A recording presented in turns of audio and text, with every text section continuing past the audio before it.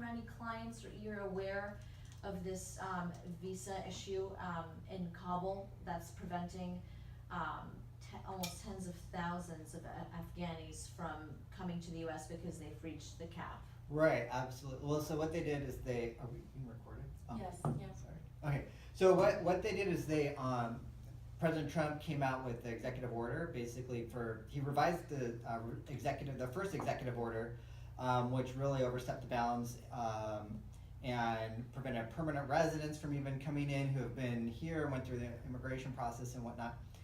So the Ninth Circuit basically stopped that, and now he came out with another executive order, which includes 6 countries from visas being issued.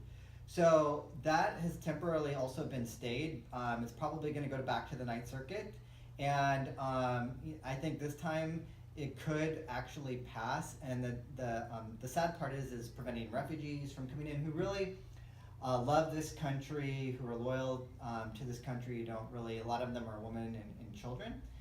We have a client ourselves who is a translator, not specifically from Afghanistan itself, but from a Muslim country, and as a translator, and came here, obtained permanent residency, and now he's sponsoring his wife. So now basically what this does is it prevents anyone who's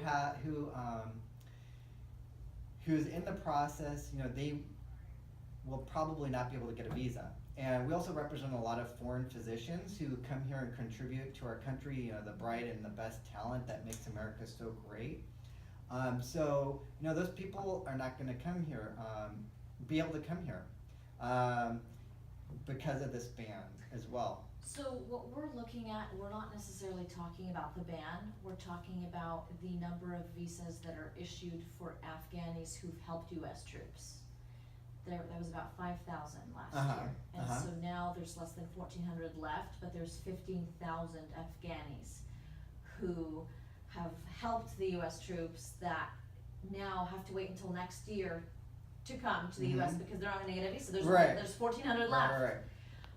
So we're not talking about the ban today. Okay. We're talking about just the number of visas that basically there's more supply than demand. Right. But I just want to know, in terms of your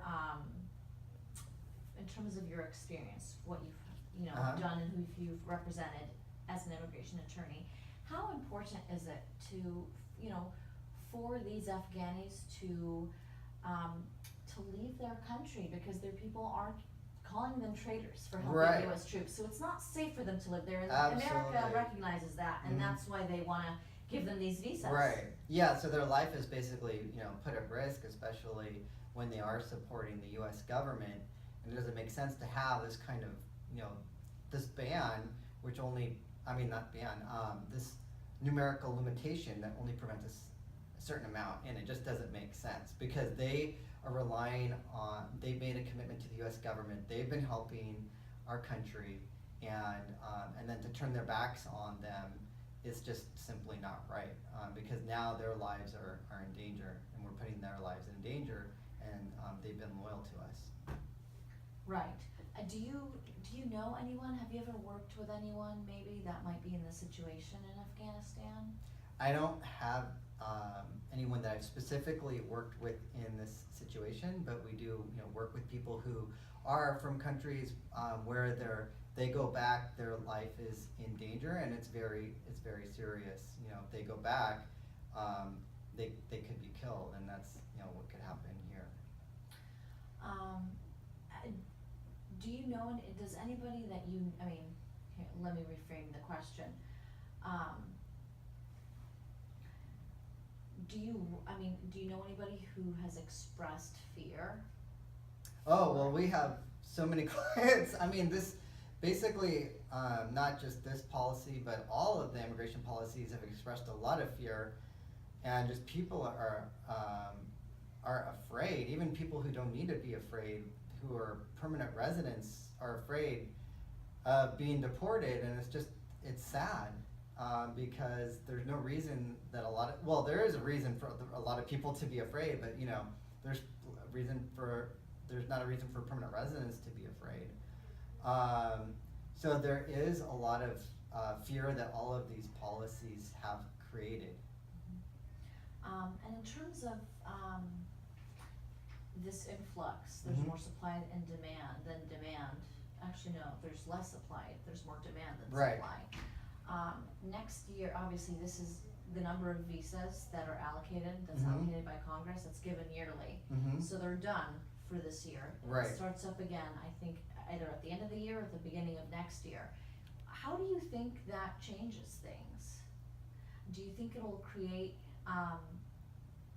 even, more demand than there already is? Like I said, there's 15,000 Uh-huh. Afghanis that are waiting to get their visas. Right. And there's like 1,400 left for this year. Right.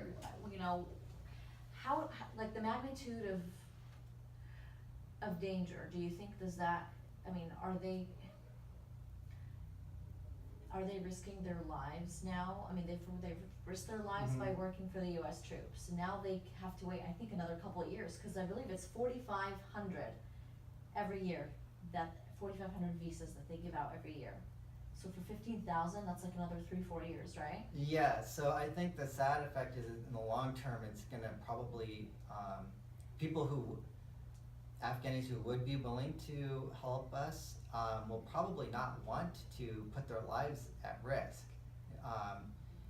And immediately, I think it will create, even more supply because people will wanna get online. But for the long term, I think what we're gonna see is that, they're not gonna put their lives at risk when they know they're not gonna get a visa. And I know it's obviously up to Congress to figure out whether or not they wanna extend Uh-huh. the number of visas that they wanna give. Mhm. But, I mean, as an immigration attorney, how important do you think it is for this country to kind of give its word to the very people that have been helping them? I mean, Afghanis have been helping US troops for the last, 10 years, 10, 15 Yeah. years? Absolutely, it's very important to maintain America's image as a leader in the world to keep our word, because I think that's one of the things that makes our country great is that we have high integrity. People can rely on what we say and on the laws that are out there, and by breaking our word, we are lowering our status and lowering our integrity. So it's actually something that's very serious. And so you've never worked with any Afghanis? I've worked with Afghanis, but not in this specific situation. But yes, we do have Afghani clients where they're bringing their spouses over, their U.S. citizens bringing their spouses over and whatnot.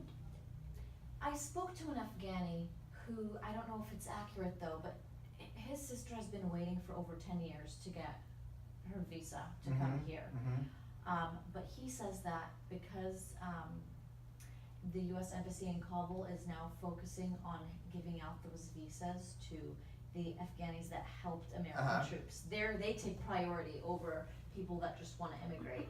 Is that something accurate?